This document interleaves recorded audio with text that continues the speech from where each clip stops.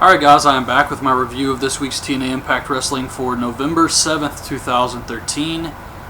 And we see Dixie Carter backstage with Pac-Man Jones. I don't know why I'm supposed to care about this goofball. But Ken Anderson comes up and he says, "I'm not here to cause any trouble. I just want a match with Bully Ray." Dixie Carter says, "I'll give you the match, just make him pay." Or something to that effect. And then the Main Event Mafia comes out, and Sting says that they all have their own shit going on, so they're going to break up.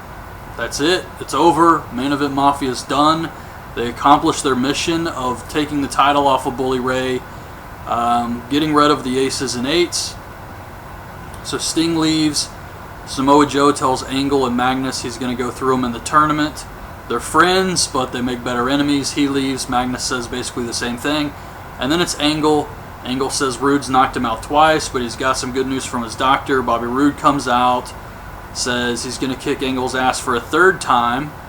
And Angle says that he's got Austin Aries next week, but eventually he's going to get his hands on Bobby Roode in the tournament. And he doesn't want to wait until then, so he attacks Roode. They start fighting. Officials come down to break it up, and that was it. So yeah, the Main Event Mafia is done.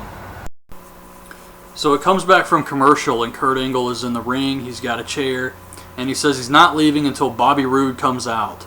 And Kurt Angle was really intense here. Roode comes out, they start brawling again. It gets broken up, but they can't keep them apart. They just keep fighting. And Kazarian and Christopher Daniels come out to hold Bobby Roode back. Magnus and Joe try to hold Angle back. This was very good stuff. Then, after everybody leaves except for Kazarian and Christopher Daniels, they get in the face of Pac-Man Jones and his friend Daquan Evans, I think they said his name was. I don't watch football, can you tell? And Bad Influence pushes them. So they jump the rails, they chase him into the ring, and they body slam him. So Bad Influence just leaves like some jabronis. And that was about it. It was pretty lame. And I like how TNA has music for Pac-Man Jones ready. Like they knew all of this was going to happen.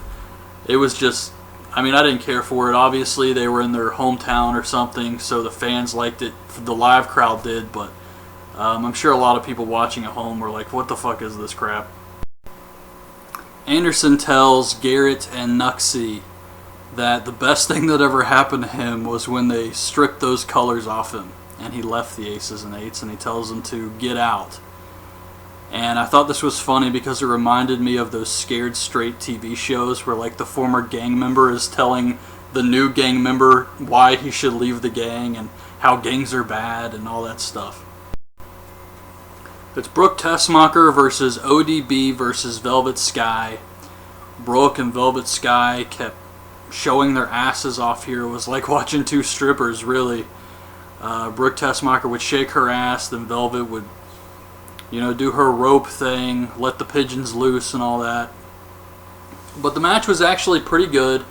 Gail Kim and Lady Tapa come out, and when Velvet gets ready to hit the face buster on Brooke Tessmacher, Gail gets in the ring, attacks Velvet, lays her out with a defeat.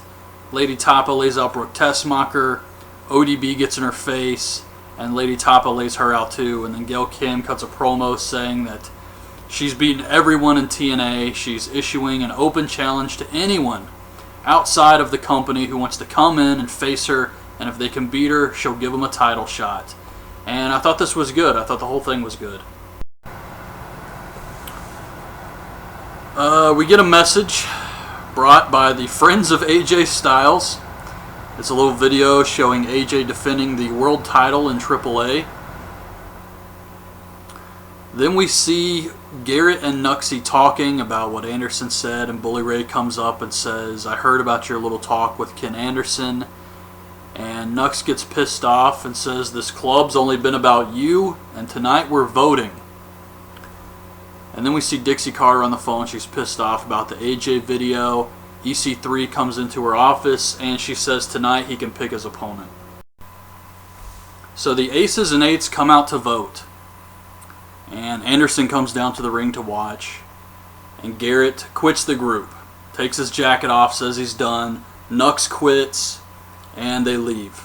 So it's Taz and Bully Ray, and Taz says he's done too. He takes his jacket off, and Anderson tells Bully Ray that he's going to face him on the Turning Point episode of Impact in a no DQ match. And Bully Ray says, for a guy who respects Stone Cold Steve Austin so much, I'm surprised you forgot the first rule, which is don't trust anybody. And Nux and Garrett Bischoff run back out. They attack Anderson, throw him into the steps, throw him in the ring, and they all put their jackets back on. So the Aces and Eights are still together. And I gotta admit, this swerve got me. I did not expect this at all. I thought this was the end of the Aces and Eights.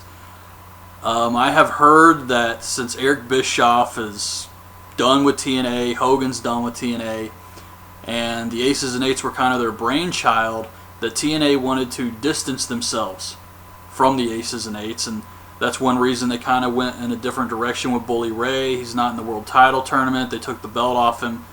But I guess not, because the Aces and Eights are still around.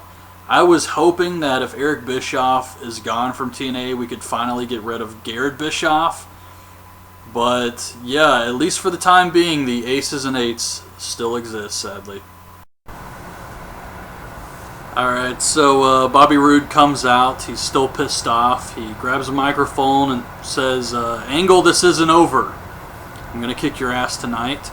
Then we get EC3 versus Dewey Barnes. We've seen this. Next week, so help me God, if he faces fucking Nerve Furnham.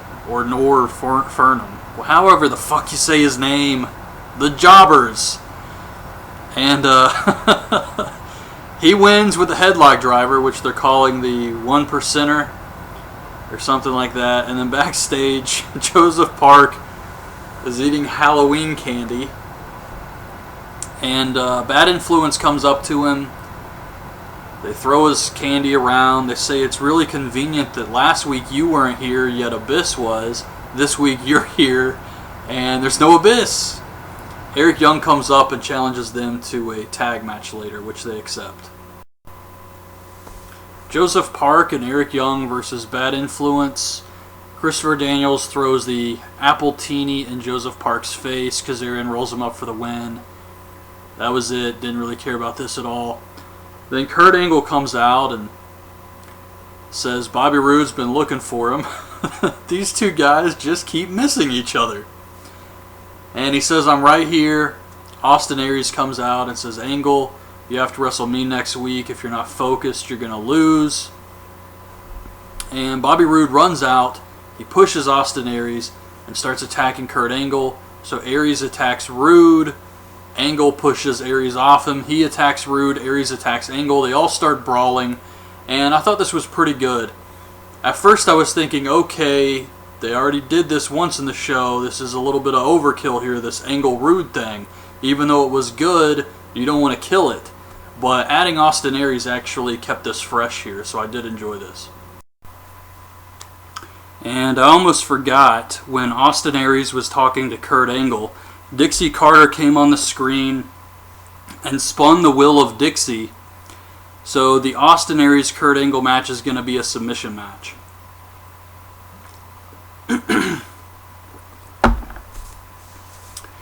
Then we get the main event, Full Metal Mayhem, Jeff Hardy versus Chris Sabin. This is part of the World Title Tournament. And during the match, Jeff Hardy goes to the outside to get a table. And if you watch the show, you probably know where I'm going with this. So he's messing with the table, and he kind of breaks one of the legs. So he goes all the way around, gets another table, brings it in, and then sits it in the corner. So you're thinking, well, if the leg was broken on the other table and you were just going to sit in the corner anyways, why didn't you just use the broken table? And it makes sense later because they use it for a spot where Sabin takes that table to set it up. But the match was okay. Hardy went through a table on the outside, then Sabin set up that table, put Hardy on top, goes for a splash. Hardy gets the knees up, but they both still go through the table. And I like that spot. I don't think I've ever seen that before. And then Hardy hits a swanton, not really off the ladder. He kind of jumps over the ladder into a swanton, but he hits it on Sabin, gets the win. So Hardy advances in the tournament, and Sabin is out. And that was the end of Impact this week. Overall, I thought it was a decent show. Had some good stuff. The Rude Angle stuff was good. The Full Metal Mayhem match was good. The Knockouts match was good too. I like that stuff. But it still had a lot of filler. Joseph Park and Eric Young versus Bad Influence. The stuff with the football players, I didn't really care for. But yeah, this was a pretty good show here. So anyways, that's my review. Hope you guys liked the video. Leave your thoughts on this week's show in the comments, and thanks for watching.